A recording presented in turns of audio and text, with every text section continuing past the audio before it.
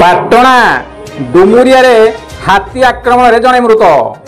କେନ୍ଦୁଝର ଜିଲ୍ଲା ପାଟନା ବନାଞ୍ଚଳ ଅନ୍ତର୍ଗତ ଡୁମୁରିଆ ପଞ୍ଚାୟତ ପିଛୁଳାବେଡ଼ା ଗ୍ରାମର ନାଳ ଉପରେ ଜଣେ ବ୍ୟକ୍ତିଙ୍କୁ ହାତୀ ମାରିଦେଇଥିବା ସୂଚନା ମିଳିଛି।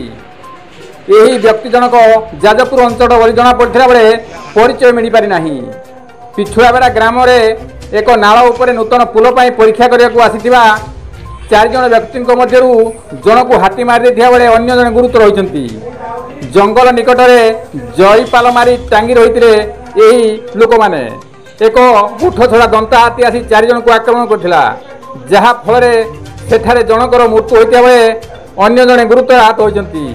ତାଙ୍କୁ ଗୁରୁତର ଅବସ୍ଥାରେ ପ୍ରଥମେ ପାଟଣା ଡାକ୍ତରଖାନା ଏବଂ ପରେ କେନ୍ଦୁଝର ଜିଲ୍ଲା ମୁଖ୍ୟ ଚିକିତ୍ସାଳୟକୁ ସ୍ଥାନାନ୍ତରିତ କରାଯାଇଛି। କବିନ୍ଦ ରାଉତଙ୍କ ରିପୋର୍ଟ, କେଡି ନ୍ୟୁଜ୍ ଓଡ଼ିଆ।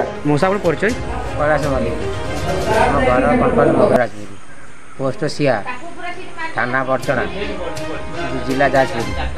आम आईलु पिछलागढ़ नाला टेस्ट कराया कम करूँ। राति 3टा हाथी आसी आम तंबू भांगी जड़े डेड आउ जन को आघात होकर मेडिकल जी मोल कौन बीरंची जेना जी गुरुत्व होती जोगींद्र बाहालिया घर घर कंपाल मगराजपुर।